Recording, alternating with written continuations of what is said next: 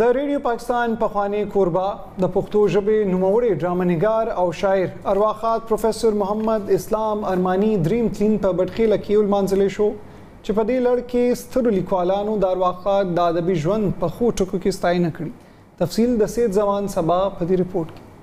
د ملکن خاورې په هر وخت کې داسې خلک زیږولې دي چې پس د مرګ هم خپل نوم ژوندې ساتلی دی. په دغه نامتو خلکو کې د ملکن الډن سیمې سره تعلق لرونکي پروفیسور محمد اسلام ارماني هم شامل دی. د پښتو ژبې نوموړی لیکوال، شاعر، افسانه‌نګار او نامتو صحافي ارواښاد پروفیسور محمد اسلام ارماني چې کلامونه یې نن هم د ریډیو پاکستان ښکلا ګڼل کېږي او خلک ډېر په مینه اوري. د دې نامتو لیکوال د دریم تلین دستوره د ملکن سر ښار بټخیله کې ومانځلې شوه. د تلین دستوره کې د پښتو ژبې ستر لیکوالانو ګډون وکړو. راټولې غونډې ته د ملکن یونیورسټۍ پښتو څانګې مشر پروفیسور علي خیل دریاب، کرنل ریټایر ابرار یوسفزی، امجد علي شاه، پروفیسور نوربصر امن، بختروان عمر خیل، زرنوش شهاب او د خدای بخښلي زوی ابرار حسین ارمان ویناګانې وکړې او د ارواښاد پروفیسور محمد اسلام ارماني په ګڼ اړخه خدمات یې رڼا واچوله. هغوی زیاته کړه چې د خدای بخښلي محمد اسلام ارماني لیک د پښتو ادب لپاره قیمتي پنګه ده، باید چې د پښتو څانګې زده کوونکي ترېنه پیدا ترلاسه کړي.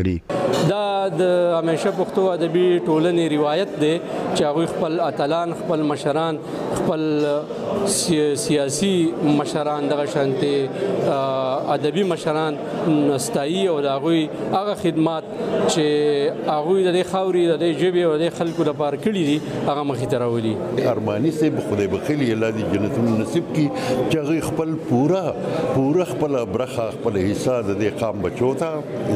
د دې قام وګړو ته دوی ته ورکړې ده او پیرزو کړې ده په خپل قلم یې د دوی د ترقۍ، خوشحالۍ او سوکالۍ لپاره چلولې ده. د ارماني صاحب کوم افکار، کوم خبرې چې زموږ ته هغه په بایپیس کړي دي، زموږ سره په میلاوېدو کې کړي، یا د هغوی چې په کوم کتابونه لیکلي دي، کوم د هغوی د قلم نه وتي دي، نو هغه زموږ دپاره مشالې راه ده. په کار ده چې موږ د هغوی فالو اپ کړو، د هغوی چې کوم موږ ته د امن، د یکجهتۍ، د مینې، د محبت کومې خبرې کړي دي او کومې سندرې ویلي دي، کوم شاعري کړې ده، نو چې د هغې موږ په هغه طرف لاړ شو او د هغه افکار او خیالونه موږ په خپل عملي ژوند کې راوړو. خدای بخښلی محمد اسلام ارماني د ریډیو پاکستان د لومړۍ نشریاتو کوربه و. هغوی په خپل ژوند کې پښتو ادب ته ډېره پنګه ډالۍ کړې وه او 15 کتابونه یې لیکلي دي چې نن هم د پښتو ادب جولۍ کې لکه د بلې ډیوي کردار لوبوي. د هغوی په لیک کې د شاعرۍ سره سره د نثر او نادیه لیک هم شامل دي او هغوی د تعلیم عام کولو او پرمختګ دپاره هم هلې ځلې